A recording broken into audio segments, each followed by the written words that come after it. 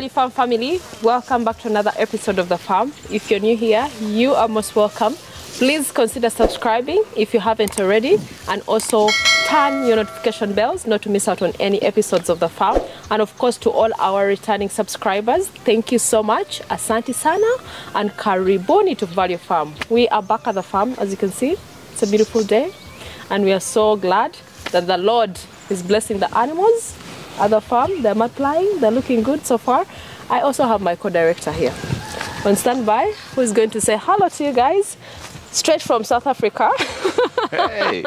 You guys saw some of the clips that I shared with you on, I think on the YouTube shorts, and of course TikTok, if you've been following us, when he was buying, when he was shopping for the animals that are coming into the country. And we received so many orders, we received so many questions from you, most especially farmers who want to improve their goats. So for this video right here, we are going to talk about more about the exotic goats and the goats that we are bringing into the country and how you can go about it. And also, of course, Grafton is in a better position to explain to us briefly, at least not even briefly, in detail, how you can start with, how you can purchase them, how you can get them in Uganda. Grafton, you're most welcome. Please say hello to your people. Well, hello everybody. Sakpase, Nabule, my people. So listen, guys, this is actually, we're still at the farm still, right? It's the same day. That's why we're still dressed the same. We're about to actually move to a different part. And my partner said that there's so many questions, so many people wanting to understand what's really happening, how to start, what to do. But let me just give you like a very brief synopsis, and I'm sure you've heard this in other places, maybe not as concise as this, or I don't know. Here in Uganda, well, let's just go East Africa. Even in South Africa, they have their local goats, right? The local South African goats that are wandering the streets, that are on people's farms that have not been approved, they look very similar to what we have here in East Africa. They're small, they're tiny, the growth rates are slow. But specifically, since we are in East Africa, we have the East African local goats, right? Those goats, though delicious, they take forever to grow. So I've spoken to so many people that are still of the mindset of just starting with the pure local. That's okay. If you're someone if that's where you can start, it's fine. We don't want to discourage anybody from starting. You know, farming should not be a wealthy person's game. It's everybody's game. Even if you're just doing it for yourself to help sustain your family and ultimately venture into the commercial world. When it comes to business, guys, I know I'm veering off a little bit, but I'm going to get right back. Just follow me here. We always advise you guys to have a business plan. And many people that have gotten into farming, right, they get in thinking they want to do poultry. And they spend all their money setting up the poultry. And the most frequently asked question that we get from both the Value Farm email, we value farming 626 @gmail.com. If you have questions and inquiries, you can reach us there in all of our social media platforms. But however, the most frequently asked question, I want to get into agriculture, what should I do? How should I start?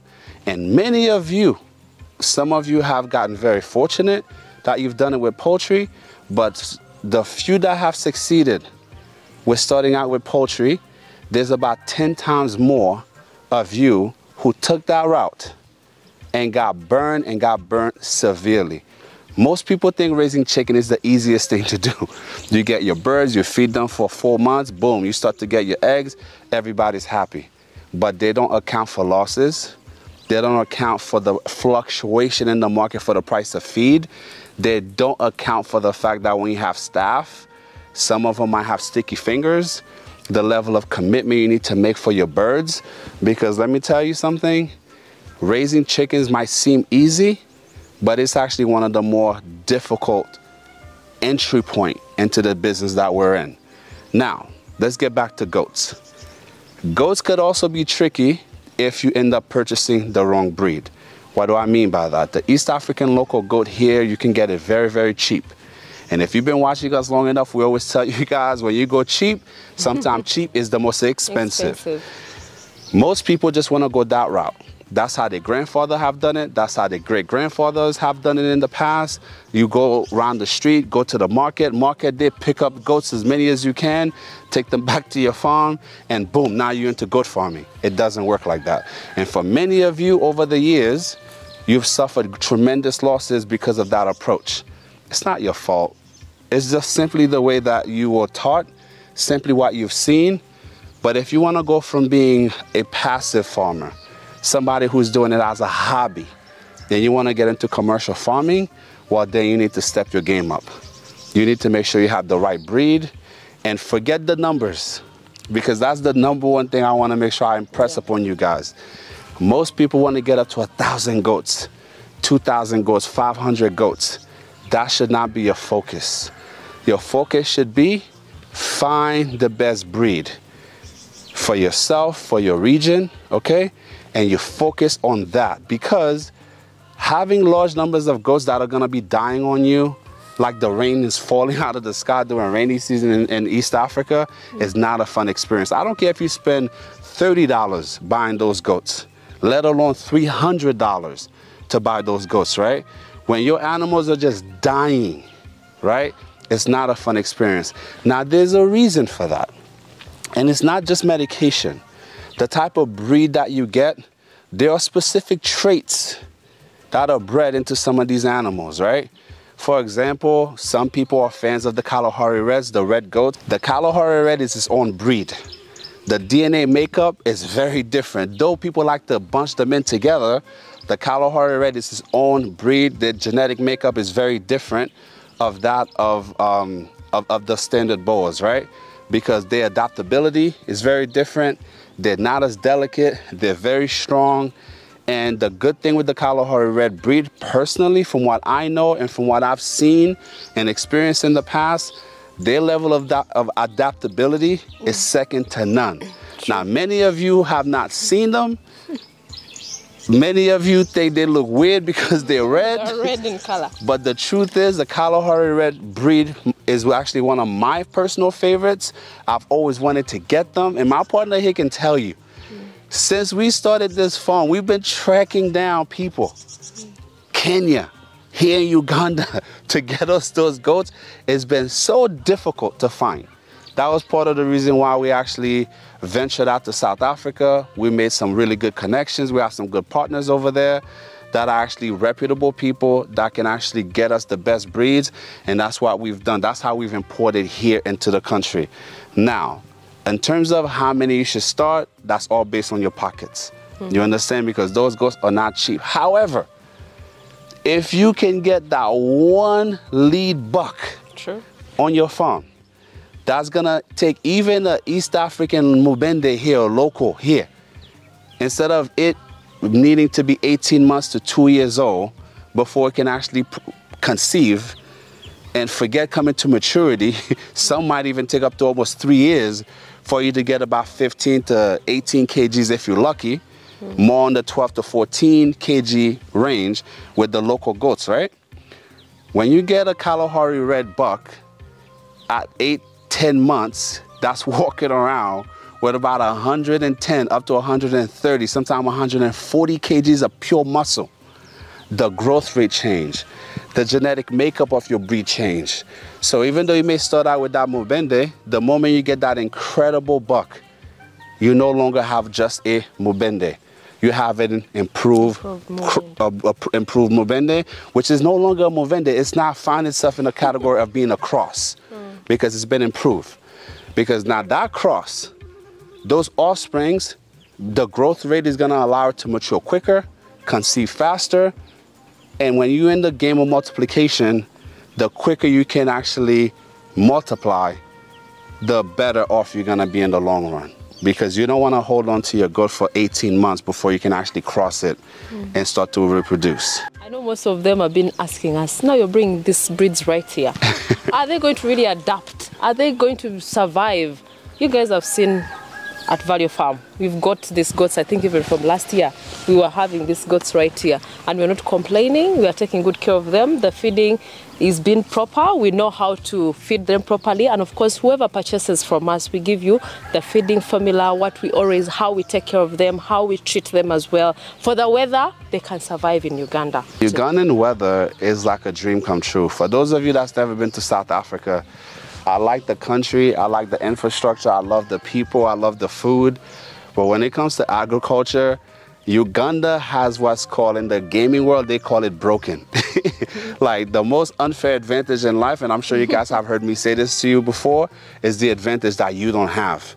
Guess what? When it comes to agriculture in Uganda, we have all the advantages. We have the advantage of water. Look at this. This is dry season here in Uganda, right?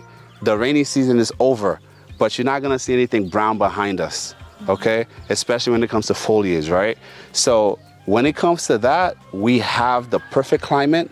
We actually have an abundance of food, and most of all, it's actually affordable to either lease land for you to grow, right? Your actual silage or whatever pasture you wanna feed to your animals, right? It's feasible here. Most places in South Africa, those goats are living on what's called bag feed, where they have to get the pellets. They have to purchase all the feeds because the ground that they have, nothing grows unless they spend a gazillion rands, which is their local currency, to buy fertilizer.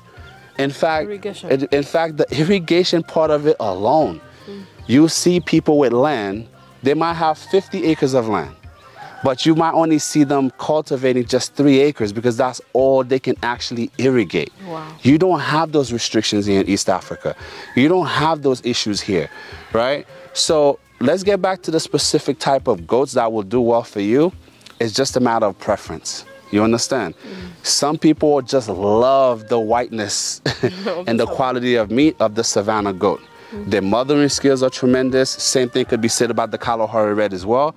But then again, a lot of people, most people have been enamored by the commercialization of the standard Boer goat with the brown head and the beautiful body. And of course, the way they look, they're so majestic, so feminine. So most people are very accustomed to that specific goat. It's whichever one you're comfortable with, right? Yeah. And again, I'll give you guys this. Don't be that farmer that just want to specialize in one thing.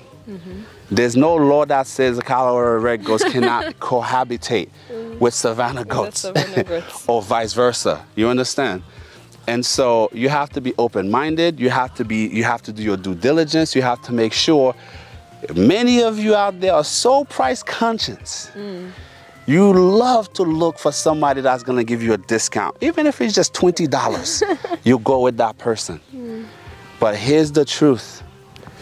When it comes to building your future, when it comes to investing in your business, you see, there's a reason why it's called your business, because it starts with you. You can decide to go cheap. You could decide to go with somebody that has, you know, mostly pures. Or you could go with somebody that has goats that they are importing. Here's the question though, where are they really coming from? Because many of you have experienced where you import these goats from South Africa, from parts of Kenya, and they get to your farm, they don't produce. They're not productive. They're giving you kids that are not really truly growing the way they're supposed to. Well, there's a reason for that. And in the past, we've actually tried to make sure that you guys understand the difference between a flock quality goat and then what's considered a stud. Most people get the sticker shock when we tell them the price of the stud breeds itself, the actual caliber. Well, there's a reason a goat is classified as a stud. They've undergone the genetic makeup to be put into that category. They've actually been judged. And many of those goats that fall in within that stud category have actually been in competition year after year after year. The standard bearers, the people who maintain the actual breed standards, right? That are registered, trained vets, judges, right? They classify those goats as being stud worthy. When you get a stud goat, it's the closest thing you're going to get to perfection. No animal will ever be perfect, but a stud is the closest you're going to get. So the caliber of offspring you're going to get from a stud goat is going to be far better than what you're going to get from a flock goat. Now, can a flock goat get to become a stud goat? Absolutely. But that goat still needs to be worked on. Some of you don't have the money to go with stud, and that's okay.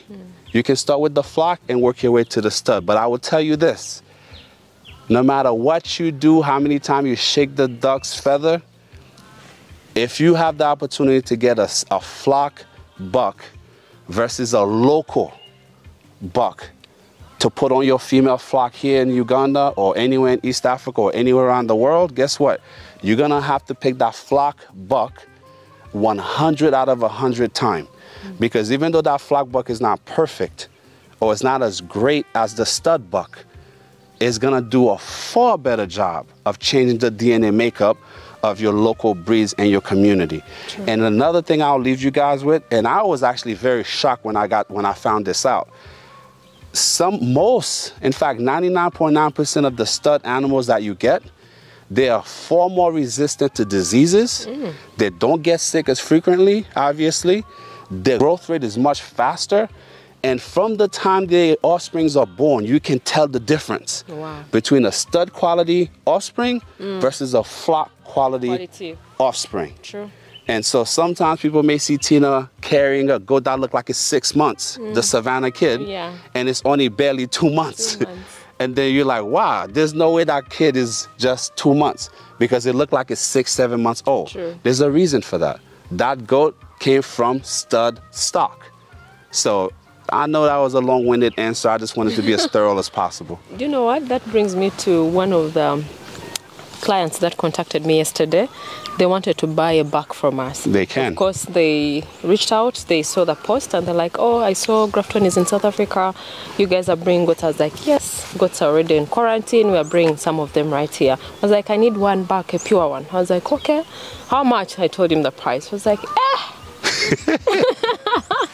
Hey, I thought it was... Did they hit you with the banange? That's what he said. I'm not even exaggerating.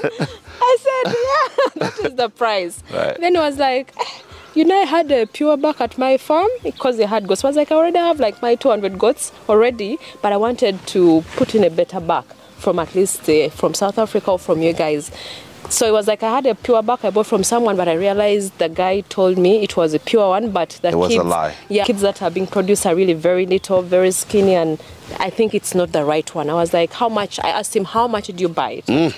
He told me the price that is really, I told him for that price, you can get a good cross. Yeah, yeah. Anywhere in Uganda, for that price, that is just a cross. Yeah. And was like, wow, I think so. Because if you're telling me that for a pure blood Boer goat, I can buy it at that price. Then I bought this one at 1.5 million. No. But guys, many of you out there are always looking for the bargain. And in fact, I even had some gentleman that reached out to me from Senegal. When I told him the prices, I was actually with Dr. Yassine, and I had to send this man a voice note to really make sure he understood, you know, what he was actually requesting from us, right? So this gentleman got so offended when you told him I told him the prices, to the point where he felt insulted. Then he started to insult me. Hey. He did. And so I had to literally send him a voice note to explain everything to him in fine details. Because when it comes down to it, guys, when you make the investment in an inferior buck, you can regress your flock. What do I mean by that? If you already have crosses that are 75%, you know, improved, and then you get a buck that somebody tell you is supposed to be pure or close to pure, and then sometimes those bucks that are of the lowest quality are some of the biggest you'll see. And you'll see a big buck and you're thinking like, oh my God, this one's a giant. It's gonna give me giant kids. And it's the opposite that happened. And the one thing in life you can never get back is time. Many of you have the money, but you wanna take the road less travel, or least travel for that matter. And then you go the cheaper route. And then the people who started out in the beginning with you, but they did it the right way, you find out they started out with far fewer animals than you have. And within the same time frame, they might not have as many animals at their farm as you have, right? But guess what? The 20 or the 30 goats that they have is far more valuable than the 400 you may have. And there's a lot of people in this country that love to look at their fancy uncoated cows just to say, just to look at them. They don't want to sell. They have many. But the truth is the same thing with many of you when it comes to your goats. You're there, you want to look at them, you want to admire them, but then you wonder why these goats are always dying. Why are they not growing? How come the kids are not getting to the size of their parents, right? It's because you have an inferior buck on your flock. So better you sell maybe 10 or 20 or 30 of these okay goats at your farm to get that one pure stud buck and let him go to work. Because believe me, there's a reason why those goats were genetically bred to the standard. There's a reason why people pay the prices that they pay for these animals. Because when it comes to production, when it comes to multiplication, when it comes to improvement, there's just second to none.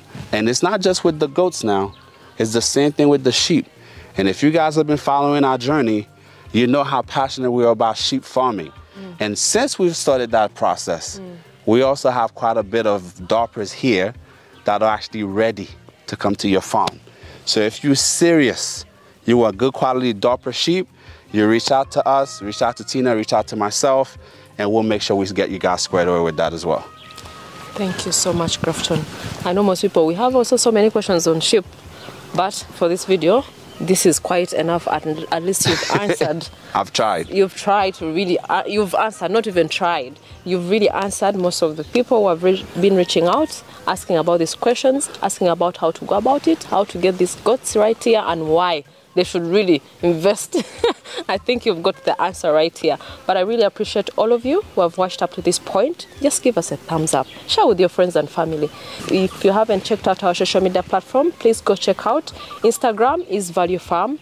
Facebook, Value Farm. TikTok, Value Farm. Go see behind the scenes. Go and see the goats that I've been talking about when Grafton is on ground. You know, buying these goats, sweating in the sun, starving the whole day. So that you can get an inspiration that we are really serious about this business right here. Yes, but I really appreciate you all. Tell a friend to tell a friend.